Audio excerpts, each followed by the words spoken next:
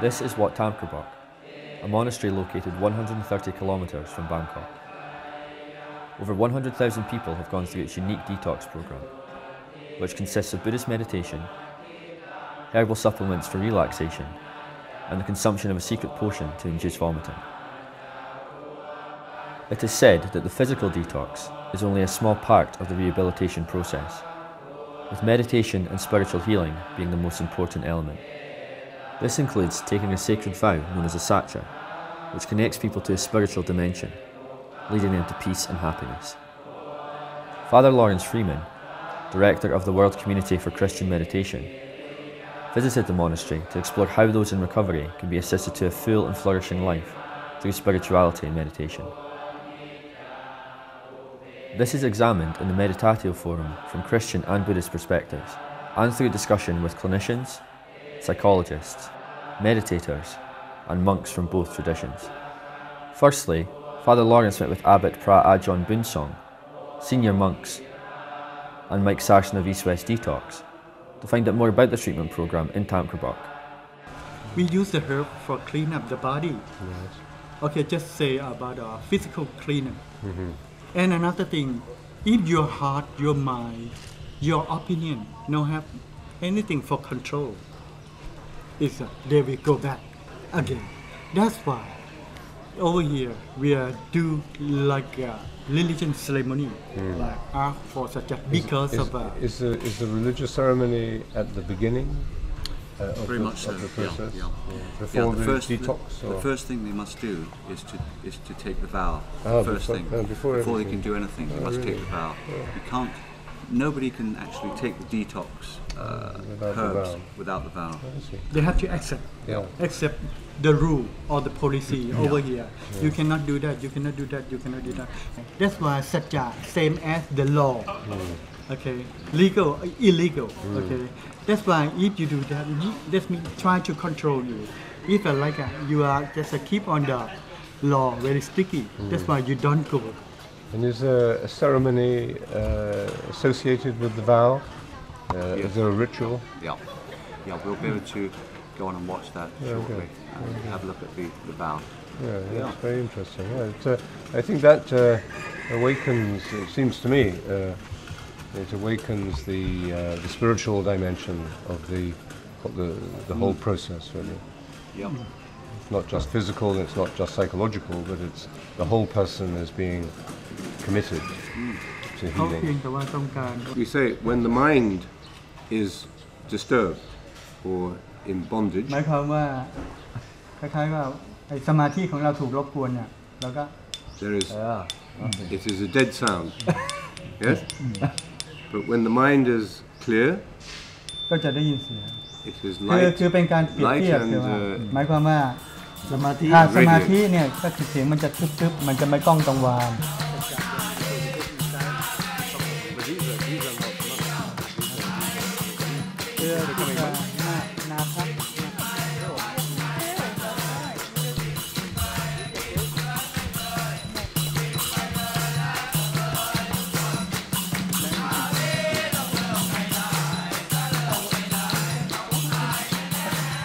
Saint Benedict says when the applicant comes to join the monastery, you keep him waiting outside the monastery for several days.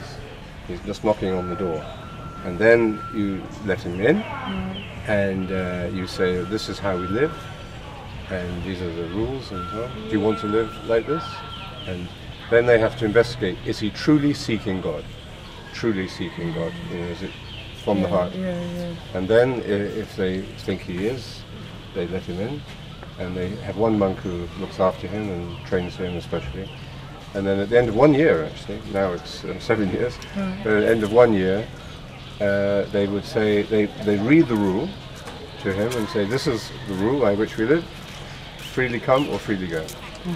Very nice. Wow. This is the treatment centre, the treatment centre where all the patients go.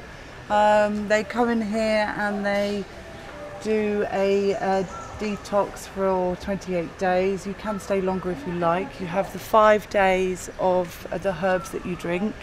The herbs consist of 108 different herbs actually. And then you do the detoxing of the throwing up for 5 days, cleansing, purging, cleansing the body. And then you go on to, it's very sort of self-help. They teach them how to meditate, but it really is, you have to look at yourself and what you've done and, who you are as a person again, because when you become an addict, you forget who you are. You forget all the skills that you've had in your head. Every single skill that is so easy for us to have, those skills are broken. So whether it's reading, socializing, concentrating, all these different things that a mind should be able to do normally just gets destroyed. So it's about rebuilding the mind again. This rebuilding of the mind is a significant element of meditation in both Christian and Buddhist practice, and has been highly effective to those in treatment in the monastery. The children of St John Mary's International School visited Thamkrabok to find out more about this, and also to take part in a meditation session with Father Laurence, which aimed to provide them with tools to enable mental and spiritual well-being.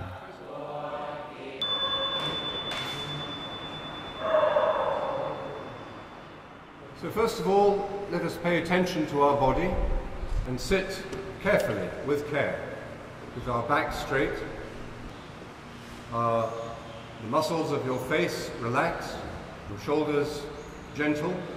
And then we take a word or a short phrase and we repeat it silently in the mind and heart.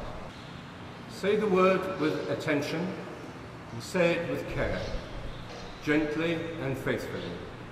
And the word we recommend is the word Maranatha. And as you say the word, listen to it, give it your full attention.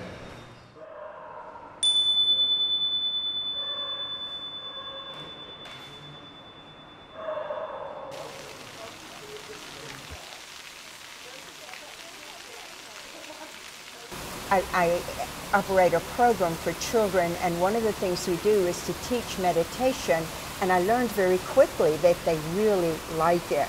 They feel the benefit immediately. So I thought to come here with the students from St. John Mary today would be a fabulous thing, because I don't know how many of them meditate. I do see some of them pray before they take an exam, so I suppose perhaps they do. But I know myself that it is centering to the mind and the spirit and the body, and that there is no downside to it.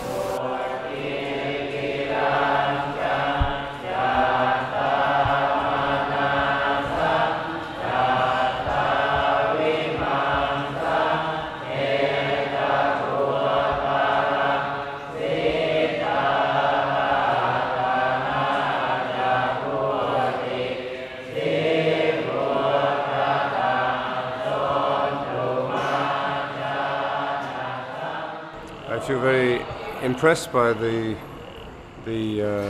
atmosphere and the mental state, really, of the program here, and the people who are looking after it. It's both very relaxed, informal, but also very focused and clearly very serious. Any program of recovery or any healing work really requires that we are conscious of the spiritual dimension. And by spiritual dimension, we don't mean just narrowly a religious dimension, but it's the dimension in which the deepest part and the deepest integrity of the person is recognized. So I'd like to start by just going through the program so that you're aware of the day. And we're going to start with meditation led by Father Laurence, and then there'll be an opportunity for us to have some dialogue with the Abbot and Father Laurence. And they will be talking about the Sajja, the importance of the Sajja, and the vow of recovery. Meditation reveals the common ground that we all share. Meditation is obviously at the heart of all the great world religions, because it is the language of truth that we all speak. In English, the word meditation and the word medicine are closely related. It's not only the drugs or the technology that brings about healing. And this is very obvious here at Thamkrabok, where in addition to the special medicine that you use, there is also the medicine of personal care and kindness. We bring the mind back from its many distractions and we bring it to a single point of attention. And this is, I think, the most universal understanding of spiritual practice. There are different words for this in our different traditions. Jesus uses the phrase poverty of spirit. He says poverty of spirit leads us into the kingdom of God. So the words, of course, may be different, but the experience to which we are led through meditation must be the same. In the silence of meditation, I think we find a true unity. ไม่ใช่ว่าไปอยู่โยงคงพันที่อย่างที่เขาไปไอ้นั่นกันนะ The Lord Buddha just keep on Sajja, control his opinion and control his temper. Don't get angry, even though somebody just try to make it to get angry. You know, get angry because of that. He control himself by Sajja 24 hours. Some of the ethics. They did not make sure. It's not sure that they can stop the drugs or not. Just for detoxing or drug treatment, we just clean up by herbal medicine can help all of the addict about 20%, but another 80% is control their opinion, their mind by Sajja. But for my opinion, after talking with the Father Laurence, I thought Christian and Buddhism can join and work together.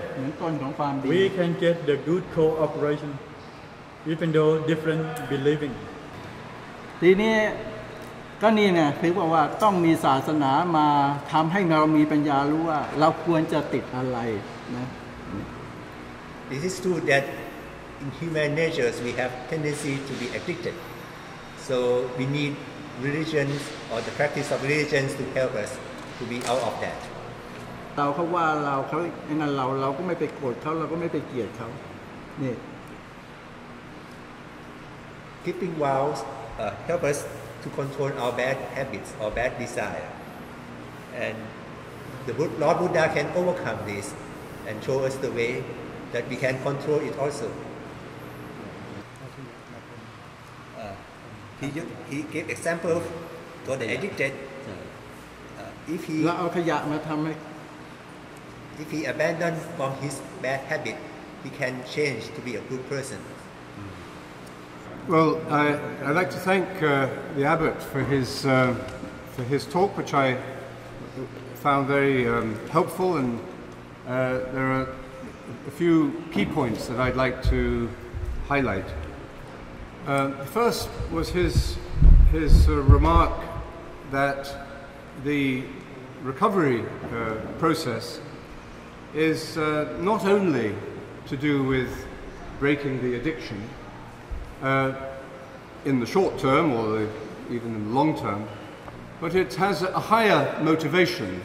In other words, this is not just a good work that we're doing, but it leads us to a higher consciousness.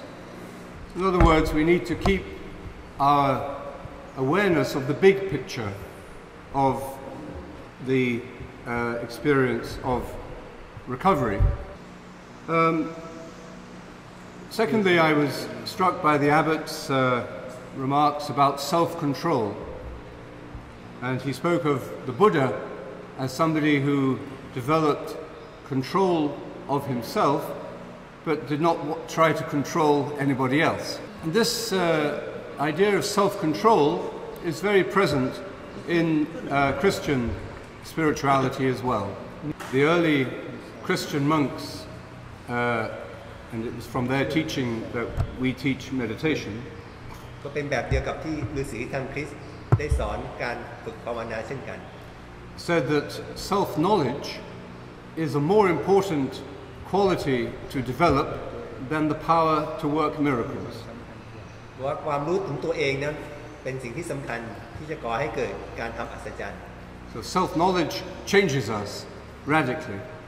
เพราะความรู้ตัวเองนั้นเปลี่ยนตัวเราเองอย่างหน้ามือเป็นหลังมือ And in the Christian understanding, self-knowledge is the necessary foundation for our knowledge of God. ในธรรมเนียมของคริสตศาสนานั้นการรู้ตัวเองนั้นมีความสำคัญที่จะรู้ถึงพระเจ้า So we cannot know God unless we know ourselves in this deeper way. เราจะไม่รู้จักพระเจ้าเลยถ้าเราไม่รู้จักตัวเองในทางที่ลึกซึ้งขึ้น And then the Abbot's remarks on Sajja were very interesting and useful. As I understand it, it literally means truth. But here at Thamkrabok you use it also in the sense of a promise or a practice. So you use it as you speak of it as a commitment to the truth, to the way things really are. And this is, of course, very resonant with the Christian idea of truth. และนี่เองก็เหมือนกับในทางคริสตศาสนาในความเข้าใจเรื่องความจริง I think every spiritual tradition affirms the nature of truth. ก็ในการจิตภาวนาทุกแบบก็ยืนยันถึงเรื่องความจริง And that if we are truthful human beings, we are more true to ourselves, we are more really ourselves. And maybe the beginning of any addiction is the failure to be truthful with ourselves. And so it is appropriate that when you begin to recover from an addiction, you have to face yourself truthfully first. ถ้าเราจะเริ่มกระบวนการละยาเราก็ต้องยอมรับตัวเองอย่างที่เป็น And Jesus says in the Gospel at one point that he is speaking the truth. พระเยซูทรงพูดในพระวจนะว่าพระองค์นั้นพูดถึงความจริง And the truth will set you free. แล้วความจริงจะทำให้ท่านเป็นอิสระ So I think this idea of Sajja is extremely powerful and clearly part of the common ground between our traditions.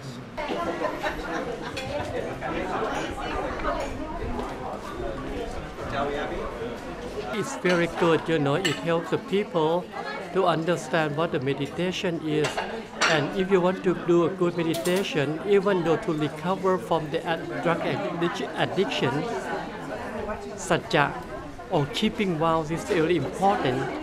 And meditation will help us to keep the vows better. So keep on doing the meditation and it will help you to be a good person. People can learn meditation here, learn how to chant, so that when they do return to wherever they return to, that they just have a stronger sense of self, because they are going to return to all the same pressures often, but feeling much more able that they're not reliant, that the drugs or alcohol, they were a tool at the time and they can let them go. And if they need another attachment, hopefully it's to themselves, but to their meditation. Some people may stay longer and follow through with more Buddhism, but it is more about giving people the ability to feel content and that they are independent. You're never entirely independent of the world, but that they don't need substances to get through the day. The morning's gone really, really well. It's been fantastic to have this sharing between the Buddhists and the Christians and to identify so many parallels within the two faiths. And we're just having a lovely lunch at the moment, and there's a lot of very positive discussion. People have really enjoyed the morning, and I'm really looking forward to the workshops this afternoon. I'm not an expert on spirituality, but I am an expert on making mistakes, and that's what got me where I am. But I also sort of developed the ability to learn from mistakes, which is so important for me. I sort of I was thinking about what the Sajja means to me, and it is really, my views have really changed in the last few months. When I took the Sajja, I had this idea that I was making this deal with the universe, that if I agreed to behave myself, that the universe would give me what I want. And for a while that seemed to work, but it wasn't real. All it did, you know, I've come to realize that Sajja is about, it's about having faith in reality, in sort of understanding that reality is okay, and that reality doesn't have to become something special for me to be happy. But basically nothing special has to happen for me to be happy. So yeah, before I came here 11 years ago to this monastery, and before that I was an addict and an alcoholic, and there's nothing special to my story. It's a typical story, and I thought I was very special, of course, in those days, but yeah, I think I started at the age of 13, 14, and in no time I kind of evolved from a very promising young man with really good grades and like someone who made all my family proud, my friends proud, to yeah, in no time I became an addict, an alcoholic, a thief, a terrible liar, cheater, manipulator. Yeah. And in the end I just ended up on the street, ended up in prison a couple of times. It's actually my father who plucked me from the street, and he gave me this one last chance. He had found out about this really radical treatment in Thailand, in a monastery, where they do a completely herbal treatment. And yeah, he offered me that chance, my really last chance, and I grabbed it, not being motivated at all. I mean, to be honest, I thought as my father will take me there, and as soon as he's gone, I'll just continue partying in Bangkok. But I didn't. So I spent 30 days here in the detox center. From when I was a patient here, I meditated. My meditation practice was very consistent, but it was yeah, it was a huge challenge, you know, to learn to meditate. I read a lot about it. I learned from many different traditions. I tried Tibetan Buddhism, Tibetan meditation. I tried Zen meditation, Theravadan meditation. Even Christian meditation I read a lot about, and yeah, in many days, I mean, I thought I would make this huge breakthrough in my meditation, and the next day I would be back to zero, back to the first day, and even now, you know. But I think where I noticed the reward of my meditation practice was not really in the meditation, but was outside of the meditation. And I noticed that a lot of in these few periods that I stopped meditating for a week or even for a month sometimes, I really could feel the difference, a huge difference. Yeah. I really established the awareness and the mindfulness, of course, and made me cultivate patience. Learning to observe a bit, I mean slow down a bit and observe all these thoughts and feelings, the restlessness, the boredom, being less reactive, you know, the boredom is there, okay, you have to smoke that cigarette, or you have to, yeah, being able to sit through it, I mean seeing all these urges and cravings just for what they are, as just explosions of thoughts and feelings, and seeing that they will pass sooner or later, just like everything, yeah. So, Sarah, tell us a little bit about your journey to Thamkrabok. So, why did you come here, and how did you find out about the place? Okay, I first Well, I became an addict over 10 years ago, and I was brought up in Japan, so I speak fluent Japanese. I lived in Japan for 15 years as a child, and I became an addict in the UK after I went to boarding school, and then when I went to college, that's when I became an addict. I started using various different types of drugs and fell into, in the end, heroin and crack cocaine. And you know, the road was a down spiral from there. I had fantastic jobs. I used to work as a translator, and I was very well, you know, educated, so I had it all there, and it spiraled out of control to the point where I actually ended up on the streets, and I was injecting 20 pounds worth of crack cocaine on a daily basis and about 40 pounds worth of heroin into my groin area. And I was shoplifting, I was begging, and I was actually whoring myself as well. I had this little ringing in my head that this is not me. I'm somebody, I'm not supposed to be here. And so I used to go into a drop-in, which was called the Foundation, where I used to get tea and toast in the morning. And I saw this poster on the wall for East West Detox. And when I saw it, I glanced at it and I stood up and I read the poster, and straight away I thought, that's for me. The reason why I thought it was for me was because of the spiritual side of things. I was brought up, my mum's a Buddhist, so that was already ingrained into my past. That and the fact that it was in the Far East, and I had been brought up in the Far East, and I just felt very drawn to it. So I contacted Mike Sarson, and in the UK everybody thought I was crazy. I was telling everybody that I was going to go to detox in Thailand and this is what I was going to do, especially the probation service. Thought I was absolutely mad. They didn't, you know, they couldn't understand where I was coming from. And following on from that, we've talked about the Sajja a lot. Again, it's a very new experience for people often coming from the UK. So tell me the importance of the Sajja for you, because as you know, you wouldn't get that in a UK treatment centre. You wouldn't be making that commitment. I think that the Sajja is very important, and that any addict that wishes to come to a Buddhist monastery has to remember that, you know, it's a sacred vow that should be obeyed and not taken lightly. So once you take a Sajja, you don't want to break that Sajja. You know, it's a very, very important spiritual thing.